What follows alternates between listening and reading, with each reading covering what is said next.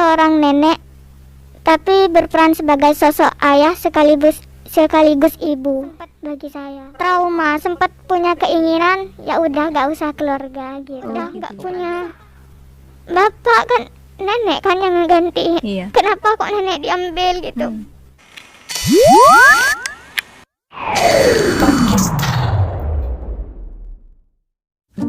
Halo, assalamualaikum sobat RTV. Nah, kali ini kita sudah kedatangan bintang tamu kita. Namanya disamarkan namanya Mbak Nana ya. Iya. Nah, Nana. selamat datang di studio kita ya di RTV. Kali ini kita berdua bakalan ulik-ulik cerita atau kisah dari pengalaman Mbak Nana ini. Buat sobat RTV yang mungkin ingin men-share pengalaman kalian atau ada sesuatu yang ingin kalian ungkapkan, kalian langsung kirim di email kami. Nanti akan kita sediakan di bawah di description kami, dan nanti tim kami akan menghubungi kalian untuk bisa hadir di studio kami ini. Oke, kita langsung sapa saja Mbak Nana. Halo, selamat datang di studio kita. Ya. Jadi cerita sedikitnya tentang Mbak Nana ini adalah seorang anak yang mungkin biasanya mendapatkan kasih sayang dari ayah dan juga ibunya, tapi dia ini tidak merasakan kasih sayang dari seorang ayahnya. Untuk lebih detailnya seperti apa yang dialami sama Mbak Nana itu sendiri, kita langsung dengerin langsung dari Mbak Nana. Ya.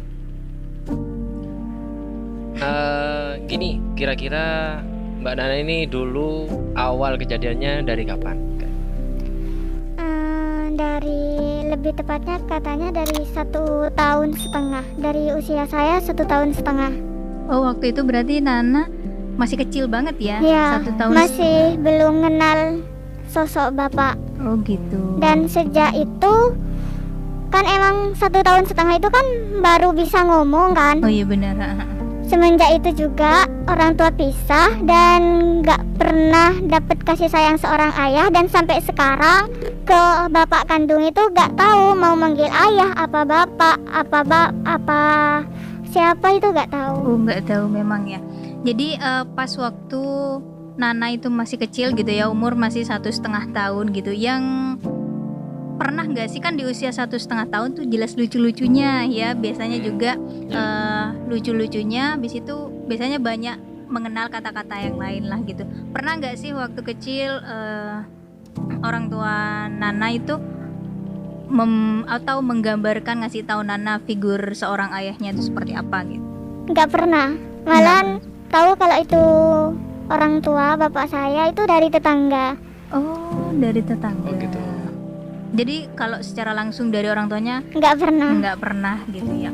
Dan maksudnya gini, mungkin waktu masih kecil Nana ya masih belum begitu memikirkan hadirnya atau pentingnya sosok seorang ayah dan juga seorang orang tua yang lengkap lah gitu. Mungkin itu akan kerasa ketika Nana mulai sekolah gitu. Iya. Biasanya ya kan ya. Nah, ketika waktu itu apa yang Nana rasain dan pertanyaan apa yang Nana tanyakan sama orang tua Nana waktu itu? Yang saya ingat itu waktu masih TK, pokoknya masih balita, museum pasar malam. Oh iya ya. Masih banyak. Sepupu-sepupu yang lain pada berangkat sama orang tuanya, bapak ibu. Oh. Terus saya cuma lihat dari jendela, siapa bapak saya, cuman bisa lihat dari jendela. Gitu, dari situ kamu bisa merasakan, oh iya ya, saya kok nggak kenal sama figur iya, bapak gitu. Ingatnya ya. dari situ, yang masih diingat. Pernah nggak sih kamu nanyain itu sama orang tuamu? Nggak pernah. Nggak pernah, berarti dipendam sendiri. Iya. Oh gitu. Berarti kamu saat itu hanya berdua sama ibu ya? Panggil mama atau ibu? Ibu. Sama ibu ya? Oh. Sama nenek. Oh, sama nenek juga? Oh, dalam satu rumah ada nenek juga berarti? Oh. Kira-kira waktu itu kamu merasakan hal yang sedih atau gimana itu ketika umur berapa? Maksudnya mulai kerasa? Kerasa banget, kok aku kayaknya butuh memang seorang ayah kayak gitu. Dari saya sendiri ya, dari saya pribadi gak pernah merasakan, wah saya kayaknya butuh seorang bapak. Gak pernah ngerasain, karena emang dari kecil banget emang udah terbiasa tanpa sosok ayah gitu. Berarti kamu waktu itu sayangnya sama nenek. oh Oh, nenek, nenek. Oh. penggantinya atau memang Penggantinya seorang nenek, tapi berperan sebagai sosok ayah sekaligus ibu bagi saya. Oh, gitu. seperti apa sih sosok nenek buat kamu? Bisa digambarkan ke kita?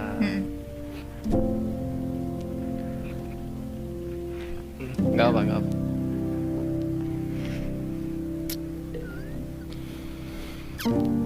Sebelumnya Al-Fatihah dulu ya, karena Iya. sudah marah. Oh, iya.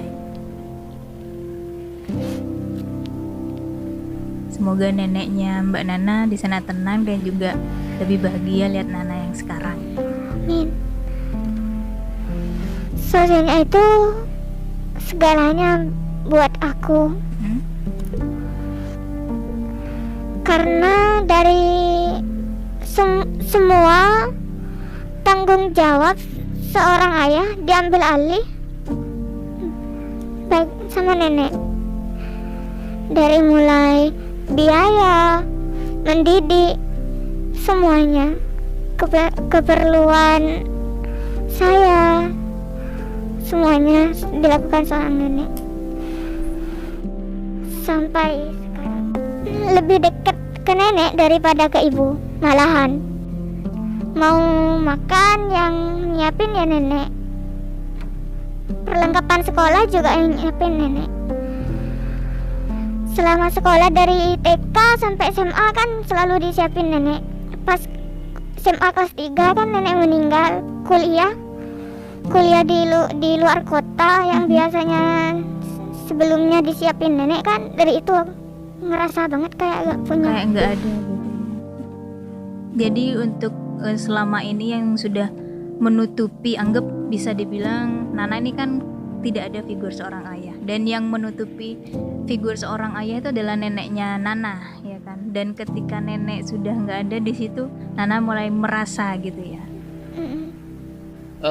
Kira-kira dulu Nana sendiri ingin nggak kayak misalkan aku ingin punya sosok ayah atau apa kayak gitu? Nggak pernah. Nggak pernah ya? Dari saya sendiri nggak pernah, tapi nggak melarang ibu saya buat keluarga lagi. Oh, seperti itu. Kira-kira kalau Nana sendiri pengen nggak ketemu lagi sama sosok ayah? Pengen kenal nggak sih? Nah, kan itu dulu waktu kecil. Cukup sebatas saya menganggap dia orang tua saya, sudah cukup. Oh, hanya Bagi seperti saya. itu ya. Karena dia juga tidak mencari saya gitu. Oh, tidak berusaha untuk ini saya ayahmu gitu. Saya sempat diblokir.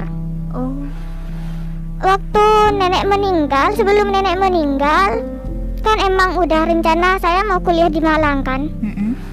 Sebelum nenek meninggal, nenek bilang pamit ke bapaknya, itu bapak kandung kamu. Seumur-umur nenek gak pernah ngakuin itu bapak saya, selalu bilang bapaknya kamu meninggal. Oh, pas tiba-tiba dia bilang begitu Tiba-tiba dia bapak kamu, bapak kandung kamu pamit, kamu pamit, samperin ke rumahnya. Tapi yang saya lakuin pas saya pamit ke rumah bapak itu udah meninggal nenek. Tapi tetap saya lakuin hal itu, sekedar pamit, bilang kalau saya sudah kuliah, biar terus dia kaget. Responnya kaget gitu. Iya, dari kecil kan nggak pernah tahu perkembangan saya, tahu-tahu datang udah kuliah gitu kan. Iya. Tapi di situ katanya orang kalau orang tua kan punya ikatan batin. Iya, benar-benar. Tapi saya waktu itu enggak ada sama sekali gitu. Iya. Jadi Kok kayak bisa? ketemu sama orang Sama lain. orang asing malah. Kayak biasa aja. Mungkin karena memang Nona benar-benar nggak kenal sama sekali, dan ayah Nana pun nggak berusaha untuk mencari. Mungkin dari situ nggak adanya terjalin Tapi hubungan. kalau Nana sendiri lebih ke kayak biasa aja atau lebih ke benci atau kayak gimana? Ada Biasa perasaan? aja. Oh, biasa aja. Kadang sempat benci semenjak diblokir. waktu pamit kan dia minta nomor WA saya. Oh gitu.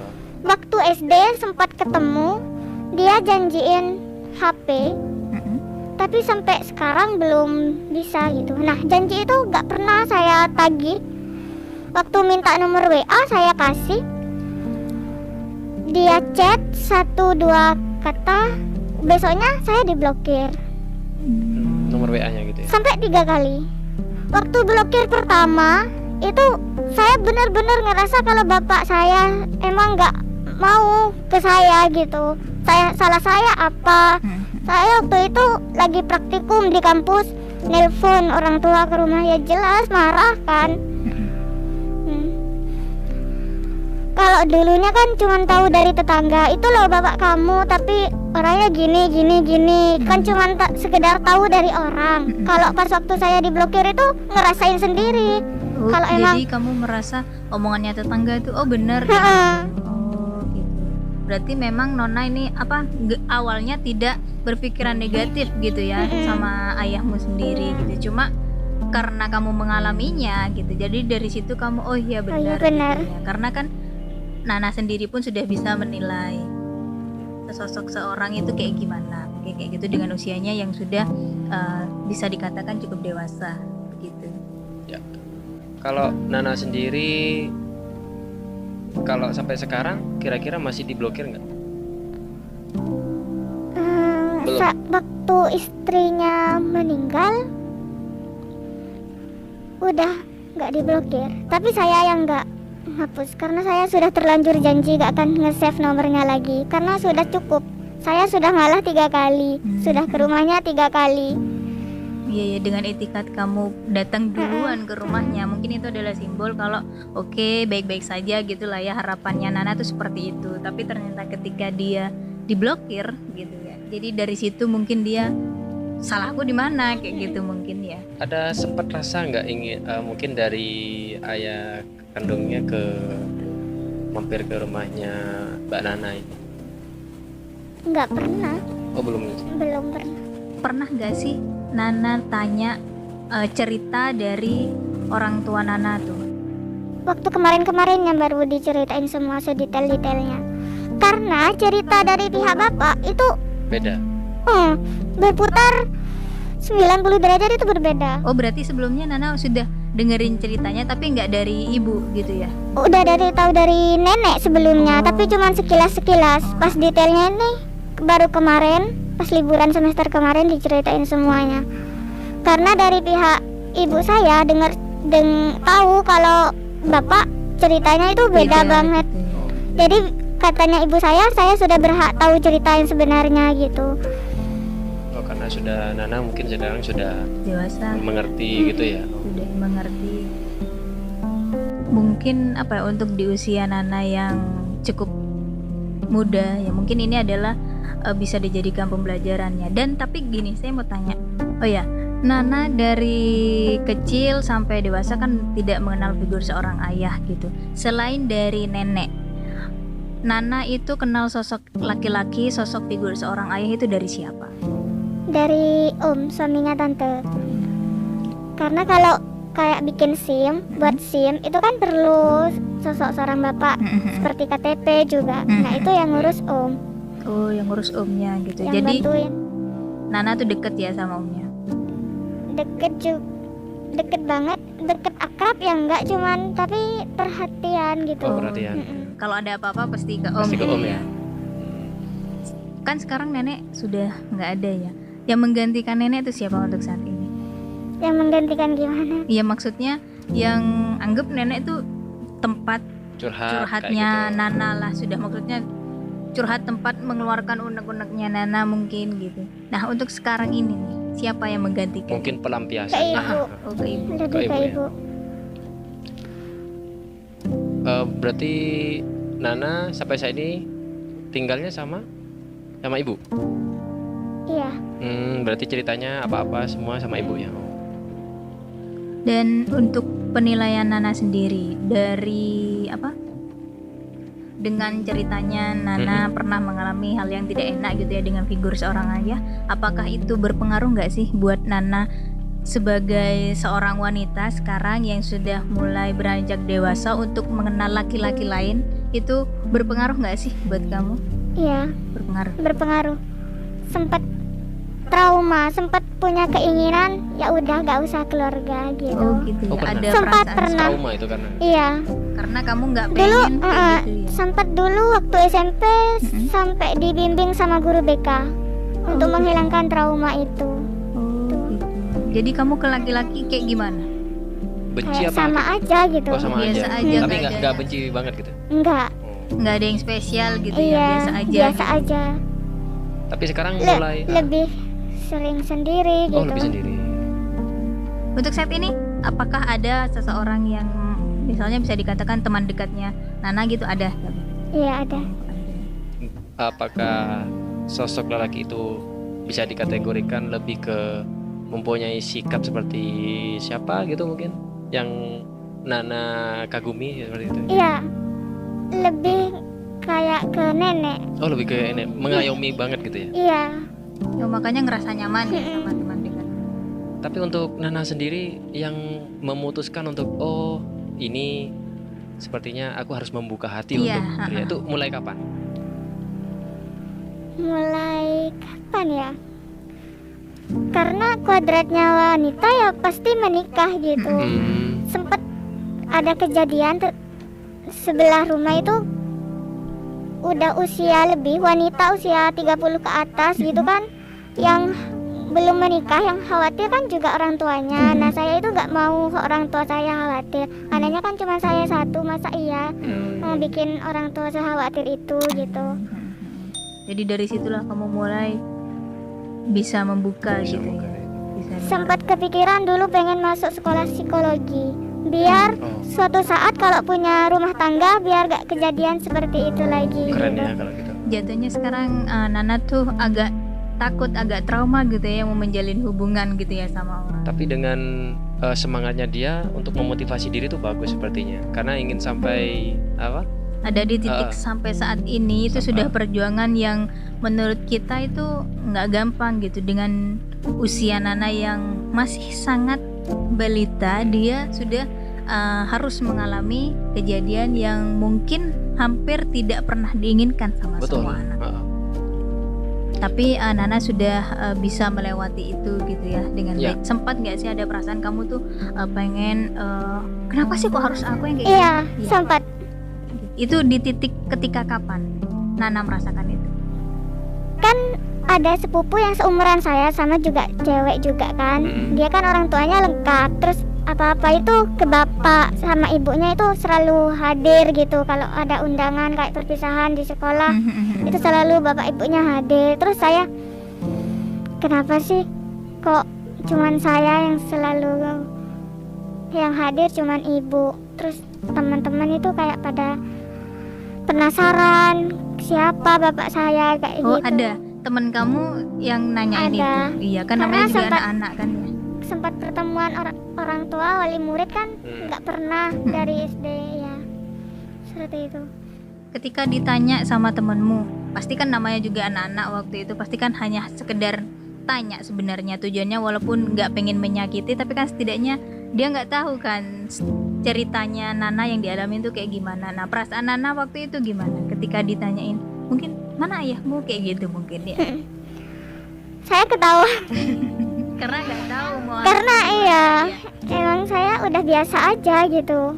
Pernah nggak? Sempat dipanggil ke ruang guru Oh gitu. Karena waktu SMP, karena sampai selama itu ibu saya belum nikah lagi, dan guru SMP saya itu ngira saya yang nggak ngebolehin, karena waktu itu kan guru BK saya tahu kalau saya punya kekhawatiran nggak mau berkeluarga gitu kan. Nah sempat dipanggil ke ruang guru, ditanyain kenapa ibunya kok gak keluarga lagi, apa gak dibolehin. Saya bilang nggak pernah ngelarang ibu saya buat nikah lagi, tapi untuk sekarang memang beliaunya yang belum mau, belum ada mungkin. Terus ditanya kalau gentengnya ada yang bocor, siapa kalau bukan sosok bapak? Kan bisa nyuruh tukang gitu. Lebih ke seperti itu. Lebih ke seperti itu.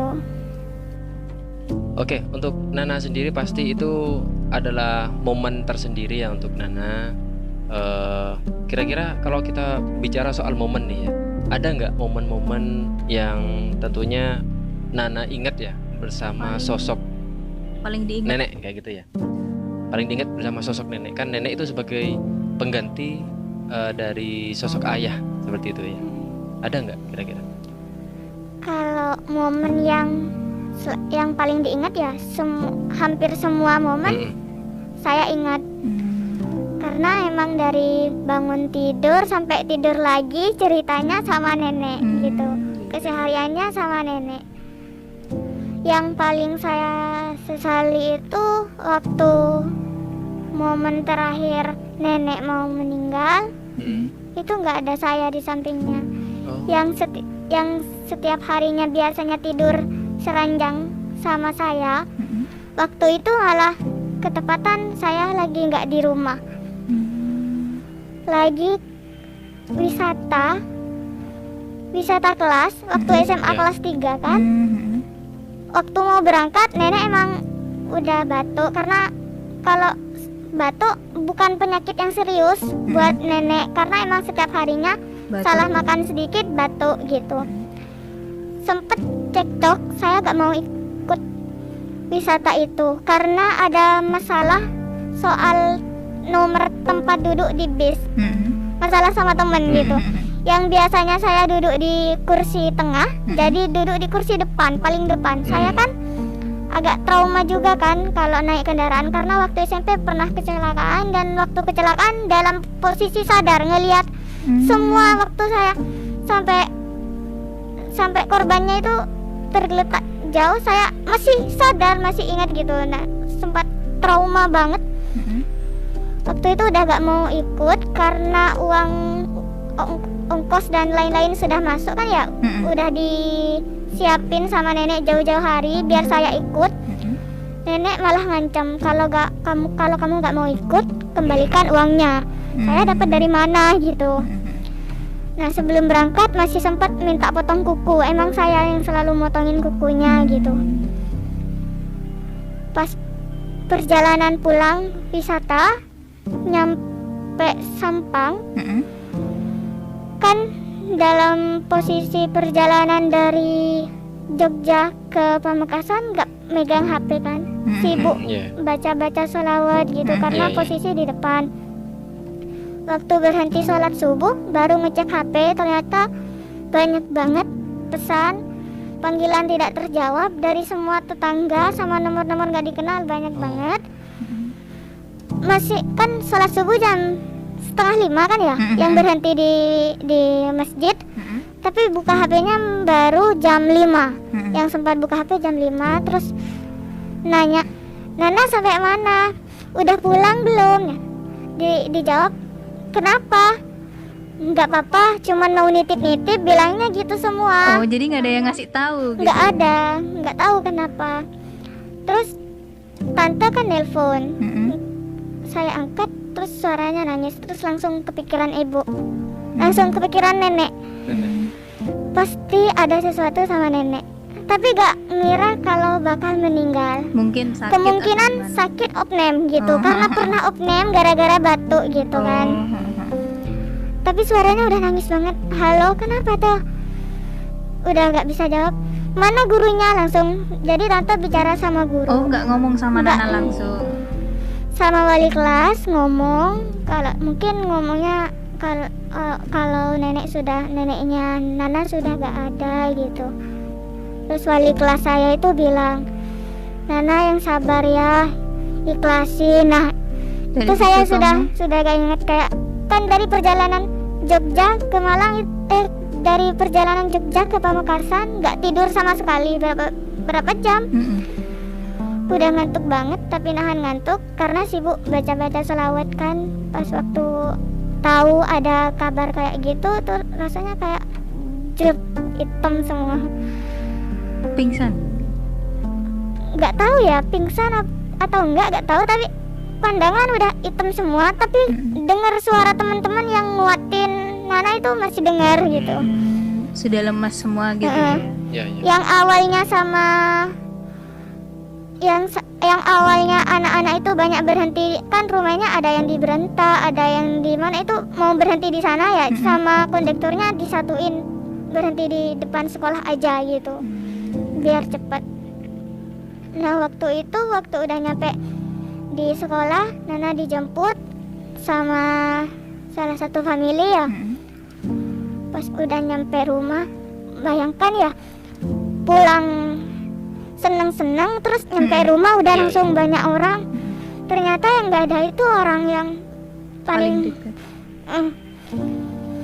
Di situ saya sudah beliin oleh-oleh yang emang nenek nggak pernah minta oleh-oleh sih. Bilangnya ini uangnya nggak usah oleh-oleh, buat kamu beli aja sendiri gitu kan. Tapi kalau di rumah itu kan suka dingin kakinya, jadi dibeliin kayak sandal, daster kesukaannya kan, sama bakpia kesukaannya. Udah sempat dibeliin. Nyampe rumah orang-orang rame kayak gitu, udah ada tempat pemandian mayat kan. Dari situ saya kayak teriak, kok kayak gini gitu. Kayak Allah gak adil gitu. Pernah seperti itu? Pernah. Udah gak punya bapak kan, nenek kan yang ngegantiin. Kenapa kok nenek diambil gitu? Ya, berarti memang sosok nenek itu kuat banget. Dan ya. kenapa pas gak adanya itu gak ada saya gitu? Ya, pasti itu duka yang sangat mendalam, dan kita berdua juga turut berduka yang sangat mendalam untuk Mbak Nana. Semoga nenek Nana di sana diterima semua amal ibadahnya ya, dan diampuni segala dosanya. Pastinya mungkin bukan Tuhan nggak adil ya, tapi ingin memberikan sosok kekuatan yang lebih untuk Mbak Nana mungkin ke depannya. Pastinya ada hikmah yang bisa kita dapat dari itu semua, ya kan? Kira-kira Nana waktu itu selama perjalanan di Jogja itu nggak ada firasat apa-apa gitu? Nggak ada, karena waktu semalam sebelum perjalanan pulang masih nelpon ke tante, masih sempat nanyain nenek gimana, udah baikan belum? Katanya udah, sudah makan buah melon kan, emang kesukaannya itu banyak.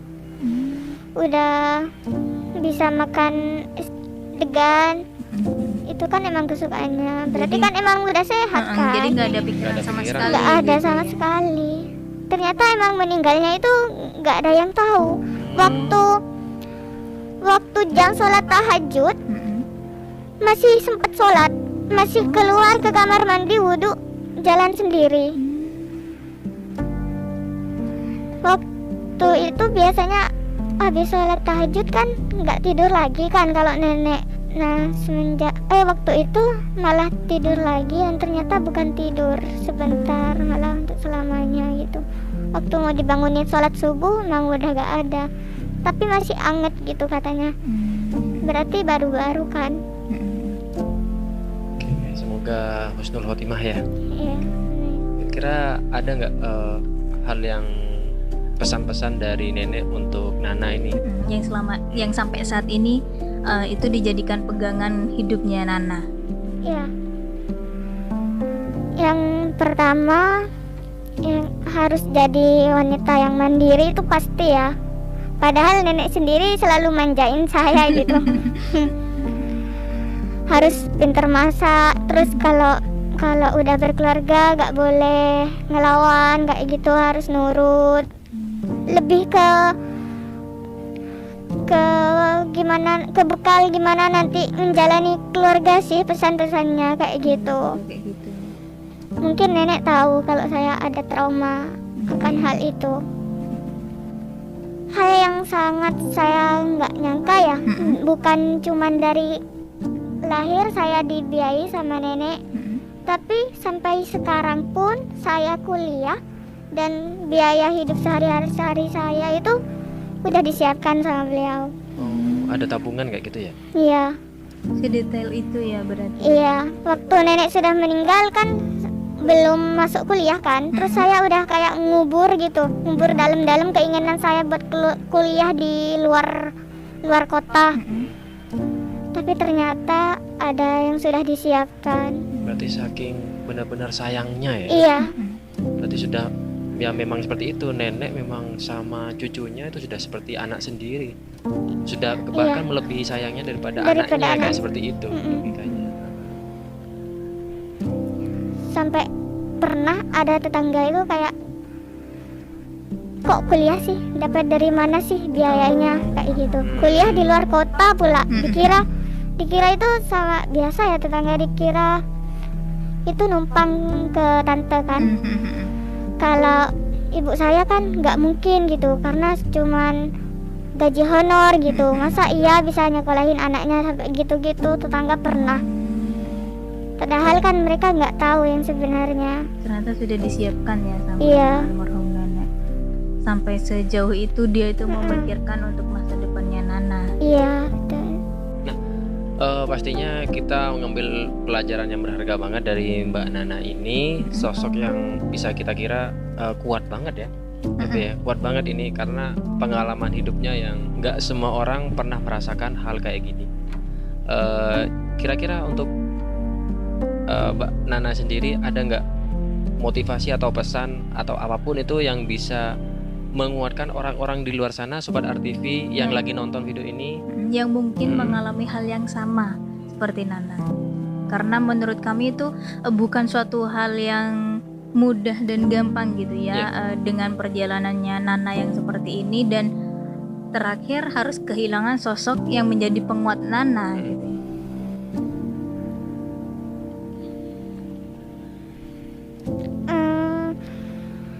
Allah ngasih cobaan kepada hambanya karena Allah yakin hambanya bisa. Itu memang benar-benar saya rasakan gitu, dan bisa saya buktikan.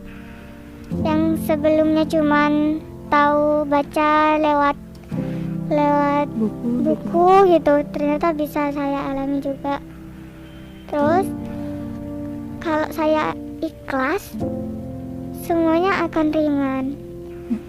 Yang jahat-jahat jangan selalu diingat, biar tidak timbul kebencian. Semua sudah Allah yang ngatur. Itu nggak gampang ya untuk kita jalani. Ikhlas mungkin hanya sebatas kata ikhlas, tapi untuk menjalani itu, untuk bisa dapetin itu tuh nggak gampang. Iya. Belakangan ini malah saya sempat bersyukur, sempat mikir, wah alhamdulillah ya, Allah ngasih kehidupan yang seperti ini buat saya yang bisa menyikapi sesuatu itu dengan dewasa gitu. Jadinya itu bisa jadi penguat kamu ya untuk bisa menjalani hidup ini. Buat mengetahui kalau hidup itu gak selalu mulus gitu.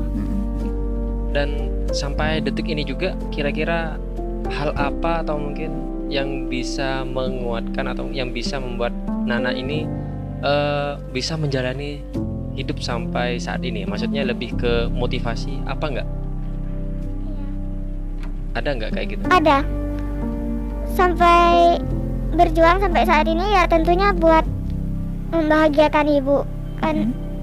Sebelumnya pengen membahagiakan nenek juga kan, pengen ngajak umroh bareng. Kalau Nana sudah kerja, insya Allah umroh bareng. Ternyata sudah berangkat duluan kan. Jadi sekarang lebih fokus mencapai cita-cita itu buat membahagiakan ibu saya yang dari dulu-dulunya kan sempat dihina orang-orang kan, karena nggak gini, karena nggak kuat beli ini gitu kan. Nah, semoga ya suatu saat Nana bisa kerja dan bisa membanggakan ibu saya, bisa memenuhi keinginan ibu saya yang dulu digunjing tetangga gitulah. Amin. Amin. Oh iya, pernah nggak sih Nana itu pengen rasanya gitu ngungkapin ke ibu gitu, bagaimana perasaannya Nana yang sebenarnya gitu selama ini? Nggak pernah, tapi mungkin naluri seorang ibu itu kuat ya. Kemarin waktu sempat PKL, terus kan ternyata ada bapak kerja di tempat saya PKL gitu. Tapi ya gitu, saya itu nggak terlalu deket kan, jadi kayak orang asing, malah menghindar gitu. Terus bapak-bapak di kantor itu kan kayak, kok gitu, dari seorang bapak dan seorang anak masa berjauhan gitu, kok bisa sebenci itu, kenapa? Sempat dipanggil ke ruang kepala. Oh, berarti waktu itu PKL di Nah. tempatnya Dan bapaknya iya, bekerja. bekerja. Tanpa Nana tahu. Nggak tahu. Terus bapak kantor itu kan yang waktu manggil saya kan nyalahin saya, kamu ini seorang anak harus ngalah, harus menghormati orang tua, mau gimana pun itu tetap orang tua kamu. Iya, saya menghormati, saya mengakui dia bapak saya, tapi untuk lebih dari itu saya nggak bisa gitu. Terus saya cerita ke ibu saya nggak terima saya dimarahin seperti itu, karena orang kantor itu nggak tahu gimana saya dari kecil. Ibu saya itu sampai nangis karena bilang anaknya itu kasihan banget ke saya gitu, karena dari kecil nggak pernah tahu gimana rasanya manggil bapak atau ayah, itu belum tahu gitu. Sambil cerita gitu ke tante. Pernah nggak sih Ibu Nana itu ngomong atau pesan-pesan sesuatu yang itu berkaitan dengan urusan rumah tangga atau itu berkaitan sama bapak Nana? Ada. Kalau suatu saat Nana sudah kerja, sudah punya uang sendiri, usahakan gimana pun itu tetap orang tua Nana. Usahakan memberi sesuai kemampuan Nana gitu. Masih tetap gitu ya? Iya. Tetap harus bersikap baik. Adil. Gitu. Jadi memang Ibu Nana itu tidak mengajarkan untuk membenci. Tidak. Tapi ngasih tahu cerita yang sebenarnya iya. Tapi tidak untuk membuat saya benci gitu. Itu yang Tapi paling dari betul. situ Nana bisa menilai sendiri gitu. Iya. Dengan usia Nana yang sudah dewasa bisa menilai kejadian itu seperti apa dan Iya. Nana bisa menentukan sendiri harus bersikap itu. Betul. Iya, Karena betul. kan logikanya sampai selamanya itu pasti yang namanya orang tua kandung pasti orang tua kandung seperti itu. Yang lalu biarlah berlalu, ya kan? Iya, betul. Oke, untuk sobat RTV yang lagi nonton, kali ini kita banyak banget mengambil pelajaran yang sangat berharga dari Mbak Nana ini, sosok yang sangat kuat banget. Dan tentunya kita bisa semoga memetik hikmah ya dari kejadian apa yang dialami oleh Mbak Nana ini. Dan tentunya yang namanya orang tua pasti akan memberikan yang terbaik untuk kita semua. Yang namanya masa lalu semoga itu bisa segera berlalu dan tergantikan oleh yang indah. Dan semoga kedepannya Mbak Nana menjadi pribadi yang lebih kuat lagi, lebih tangguh dan kehidupannya lebih lancar, lebih bahagia dan apa yang Nana Betul. inginkan itu tercapai. Ya, tetap semangat dong ya. Karena kan hari ini harus bahagia. Iya. Oke, terima kasih untuk watchingnya dan tetap semangat, tetap optimis ya, dan semoga dengan kejadian apapun bisa menambah semangat kita ya. Yap, benar banget. Dan jangan lupa kami ingatkan lagi buat teman-teman semuanya yang ingin share pengalaman kalian, pengalaman hidup kalian, apapun, baik itu kesedihan, horor, apapun, semuanya, kalian bisa kirim email di kami, nanti akan kami sediakan di bawah, Ya. dan kami akan undang kalian untuk hadir di tempat ini. Terima kasih untuk watchingnya. Wassalamualaikum warahmatullahi wabarakatuh.